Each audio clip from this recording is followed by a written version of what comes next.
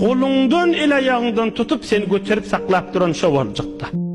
Ey yaş oğlan, yersin, içersin, gülersin, uğuklarsın, nuşu canın olsun, haramda iyime, haramda içme, haramda gülme, haramda yatma, kıyametin abat bulur. Keyfetti iyi, keyfetti iç, keyfetti gülüş, keyfetti gir, emme haramın içinde bulmasın. Yine bir gaytar aydeyin, keyfetti iyi, keyfetti iç, keyfetti gülüş, emme haramda bulmasın. Ahiretin abat bulur. Derman keptir, derman nasihattir, ak nasihattir, ak hakıldır, ak imandır. İşitmek nasip edip du, amalına da girecek bol, Huday iki dünyanın abat etsin.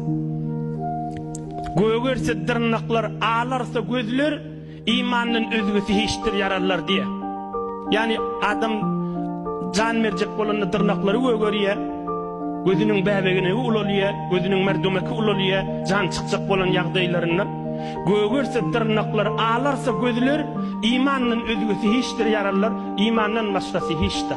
Näme şu Huday çağıranın, näme oğruyunça eden qowluğun, näme aşkara eden qowluğun, näme yerlerdeki mert bolup aymin şu haramı epireyni diyenin kolundan el ayağından tutup seni götürüp saklap duran şo boljakda.